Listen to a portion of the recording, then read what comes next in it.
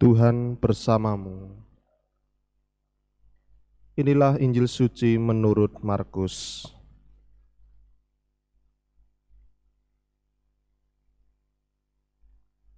Sekali peristiwa, datanglah ibu dan saudara-saudara Yesus ke tempat ia sedang mengajar.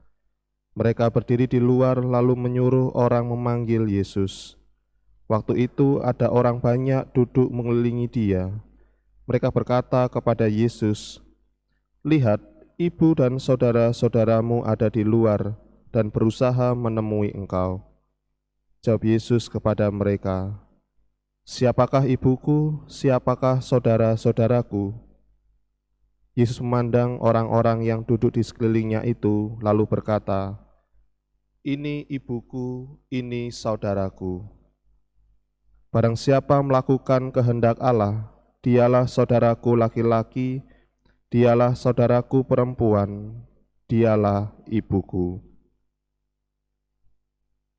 Demikianlah sabda Tuhan.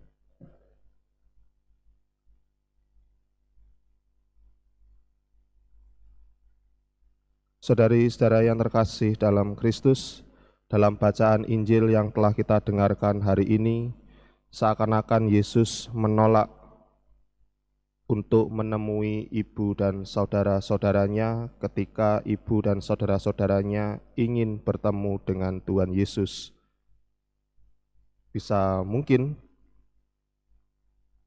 kita bisa mengandaikan seakan-akan Yesus menolak ketika banyak orang berkata kepada Tuhan Yesus, "Lihat, ibu dan saudara-saudaramu ada di luar dan berusaha menemui engkau."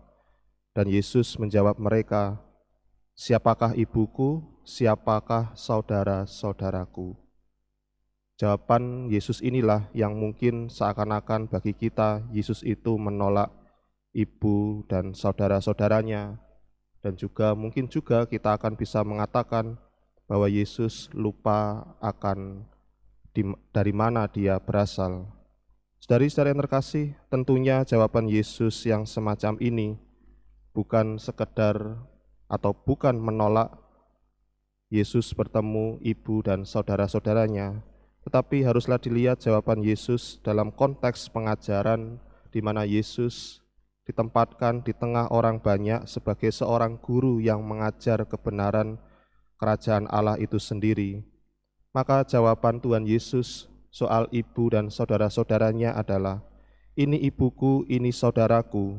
Barang siapa melakukan kehendak Allah, dialah saudaraku laki-laki, dialah saudaraku perempuan, dialah ibuku." Tuhan Yesus memberikan sebuah pengertian yang baru akan arti saudara. Saudara bukan hanya sekedar hubungan darah anak dan ibu atau kita mempunyai dengan saudara, tetapi kita pun juga bisa terhubung sebagai saudara ketika kita melakukan kehendak Allah itu sendiri.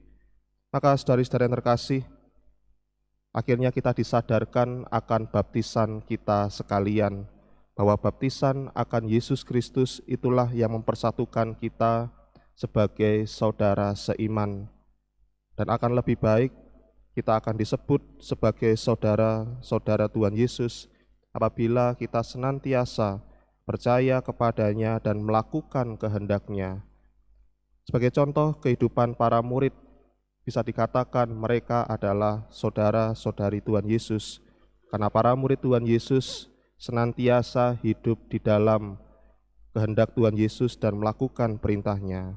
Maka tentunya bagi kita yang telah dibaptis dan telah mengikuti Kristus, entah berapapun lama kita telah dibaptis, semua mempunyai hak dan kewajiban yang sama, yaitu untuk menerima dan melakukan kehendak Tuhan Yesus.